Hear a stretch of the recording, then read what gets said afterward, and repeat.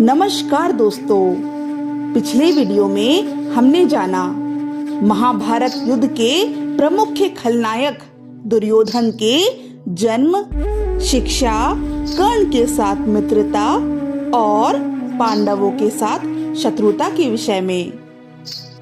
आज हम जानेंगे दुर्योधन के विवाह, संतान और महाभारत युद्ध में उनकी भूमिका और उनकी मृत्यु के विषय में। तो चलिए शुरू करते हैं।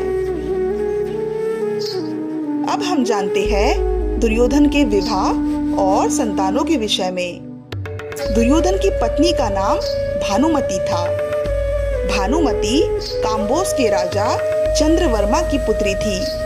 जब भानुमति विवाह योग्य हो गई तो उनके पिता ने विवाह के लिए स्वयंवर आयोजित करवाया। इस स्वयंवर में भाग लेने के लिए दूर दूर से राजा पहुंचे थे। इसमें शिशुपाल, जरासंध, रुक्मी, वक्र, दुर्योधन और कर्ण भी शामिल हुए। जब भानुमति हाथ में वरमाला लेकर दरबार में पहुंची तो दुर्योधन भानुमति के सौंदर्य पर मोहित हो गए। भानुमति ने दुर्योधन को देखा, लेकिन वह आगे बढ़ गई। दुर्योधन को ये बात बिल्कुल भी अच्छी नहीं लगी। यह देखकर कि राजकुमारी भानुमति ने उन्हें नजरअंदाज किया, दुर्योधन से जब नहीं रहा गया तो उन्होंने स्वयं ही बलपूर्वक वरमाला अपने गले में डाल ली। इस हरकत का स्वयंवर में मौजूद अन्य राजाओं ने घोर विरोध किया। सभी राजाओं ने तलवारें निकाल ली। तब दुर्योधन ने अपने मित्र कर्ण को आगे कर दिया और कहा, पहले कर्ण को पराजित करो, तब दुर्योधन से युद्ध करना। सभी राजाओं को कर्ण ने पराजित कर दिया। अंत में कर्ण की जीत हुई। फिर दुर्योधन और राजकुमारी भानुमति का विवाह हो गया और उनको 2 संतान की प्राप्ति हुई। दुर्योधन के पुत्र का नाम लक्ष्मण था और पुत्री का नाम लक्ष्मणा था। पुत्र लक्ष्मण को महाभारत के युद्ध में अर्जुन के पुत्र अभिमन्यु ने मार दिया था और पुत्री लक्ष्मणा का विवाह भगवान श्री कृष्ण के जामवंती से जन्मे पुत्र सांब से हुआ था। भानुमति पर एक कहावत भी है, कहीं का ईंट कहीं का रोड़ा, भानुमति ने कुनबा जोड़ा। इस कहावत का संबंध दुर्योधन की पत्नी भानुमति से है। ये कहावत इसलिए बनी क्योंकि भानुमति ने दुर्योधन को पति नहीं चुना था। फिर भी दुर्योधन ने जबरन उनसे विवाह किया, वो भी कर्ण के सहयोग से।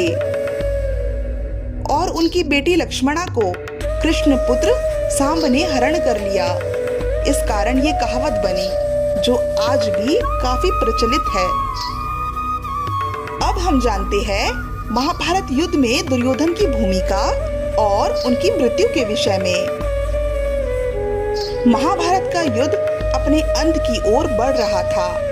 कौरवों की ओर से अश्वत्थामा, कृतवर्मा, कृपाचार्य तथा दुर्योधन के अतिरिक्त कोई भी अन्य महारथी जीवित नहीं बचा था। युद्ध में सभी कौरव मारे गए थे, केवल दुर्योधन ही अब तक जीवित बचा हुआ था। द्वित सभा में द्रौपदी चीरहरण के समय वो दुर्योधन ही था जिसने द्रौपदी को अपनी जंघा पर बैठने के लिए कहा था। उस समय पांडव विवश थे, इसलिए कुछ नहीं कर पाए। पर उसी वक्त भीम ने सौगंध खाई थी कि जिस जंघा में दुर्योधन द्रौपदी को बैठने के लिए बोल रहा है, मैं उस जंघा को ही तोड़ दूंगा। और ऐसा ही हुआ। माता गांधारी ने कई वर्षों तक अपनी आंखों में पट्टी बांधे रखी थी। उनकी इस कठोर तपस्या का परिणाम था एक वरदान कि जब भी माता गांधारी अपनी आंखों से पट्टी खोलेगी और उनकी नजर जिस किसी के नग्न शरीर पर पड़ेगी, उसका शरीर वज्र का हो जाएगा। दुर्योधन खुद को अकेला पाकर काफी भयभीत था, क्योंकि अब होने वाला था दुर्योधन और भीम के बीच गदा युद्ध। वो इस युद्ध में खुद को अकेला महसूस करने लगा था। और अपनी माता गांधारी के पास गया। माता गांधारी ने दुर्योधन और भीम के बीच होने वाले गदा युद्ध में दुर्योधन को सुरक्षित करने के लिए दुर्योधन से कहा कि वह गंगा में स्नान करने के पश्चात उनके सामने नग्न अवस्था में उपस्थित हो।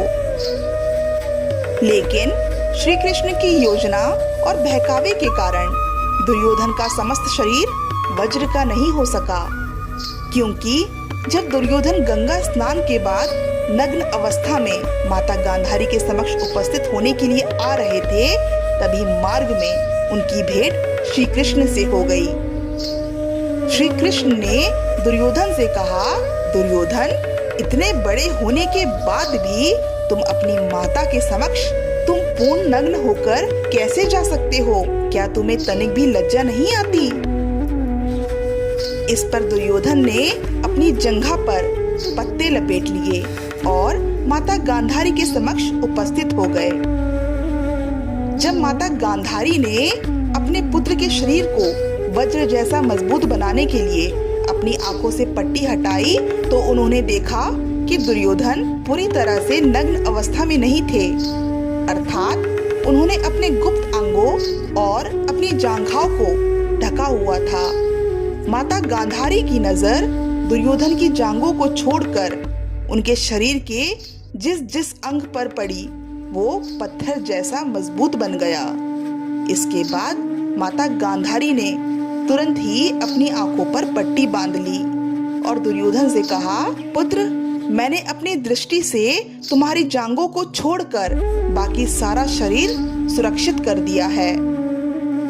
दुर्योधन अपनी इस आदि कामबाजी से निराश होकर वहां से चले गए। वह अपनी बची हुई कौरव सेना को छोड़कर एक झील के अंदर ध्यान लगाने चले जाते हैं। उधर युद्ध क्षेत्र में पांडव कौरव सेना की अनुपस्थिति को देखकर दुर्योधन को ढूंढने के लिए श्री कृष्ण समेत निकल पड़ते हैं, जिसके बाद बड़ी मुश्किल से उनको झील में छिपे हुए दुर्योधन का पता चल जाता है। इसके बाद वो दुर्योधन को झील से बाहर आने और युद्ध करने के लिए ललकारते हैं। इसको सुनकर दुर्योधन झील से बाहर आ जाते हैं और फिर दुर्योधन और भीम का गदा युद्ध होता है।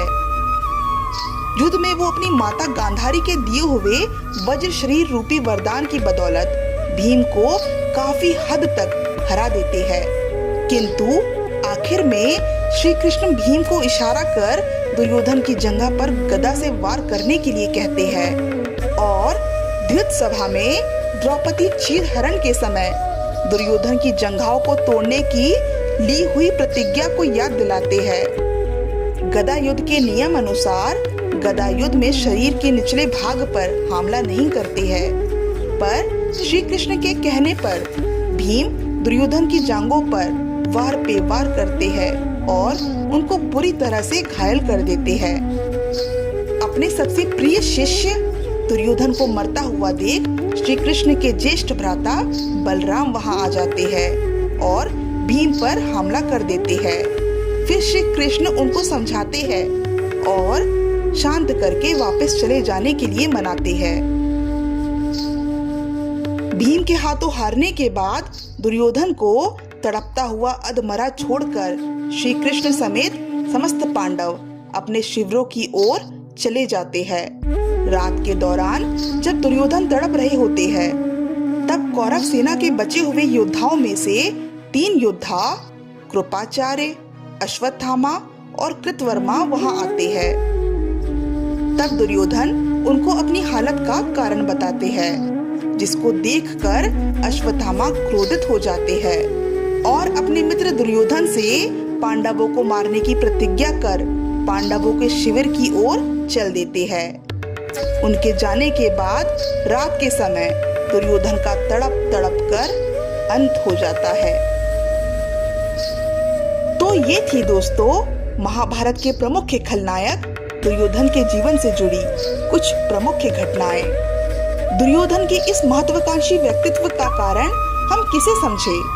अगर दुर्योधन के पिता महाराज धृतराष्ट्र बालावस्था से ही दुर्योधन के मन में राजा बनने की लालसा ना जगाते, उसे बचपन से ही सही संस्कार देते तो कदाचित ये महाभारत का युद्ध भी ना होता और कदाचित दुर्योधन की ये दशा भी ना होती। आज परिस्थितियां कुछ और ही होती। तो दोस्तों, आज के लिए बस इतना ही। अगली वीडियो में हम महाभारत से जुड़े किसी और किरदार के विषय में चर्चा करेंगे। तब तक के लिए धन्यवाद।